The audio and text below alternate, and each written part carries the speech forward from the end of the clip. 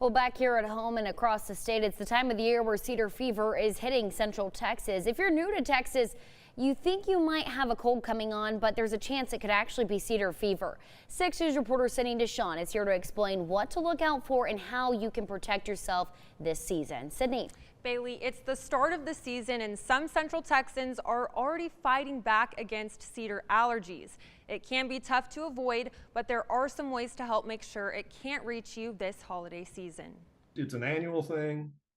It happens every year. We're not going to get out of it. As winter settles in, Texans are bracing for a seasonal menace, cedar fever. It's the juniper trees, or AKA cedar trees, reproducing. Peak season kicks off in December and runs through early spring. Chief Meteorologist Matt Farrell says wind plays a role in pollen distribution. Where we see mountain cedar is typically south of us, so when we get those south winds, it brings it all up. And of course, obviously, the stronger the wind, the more mountain cedar you're going to get. If you've been feeling under the weather lately, you aren't alone, but symptoms can be misleading. It's kind of like a mild cold or a mild case of the flu, and that's where the confusion comes in. Robert Edmondson, biologist with the Texas A&M Forest Service, says there are key differences. With cedar fever, you generally don't have any color with your mucus. It's just clear, okay? Where if it's bacterial, viral, something else, you generally have some color.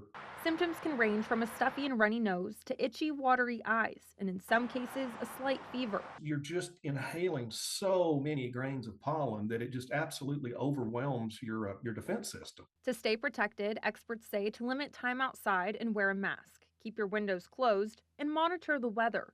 And know there's some relief in sight. When we get rainy conditions, it helps kind of tamp down, makes everything a little bit heavier, so it's not just floating through the air. Now, to manage your symptoms, experts also recommend taking over-the-counter allergy medications or even making homemade cedar tea. And if you are concerned with your symptoms, of course, you should always see a doctor. Bailey.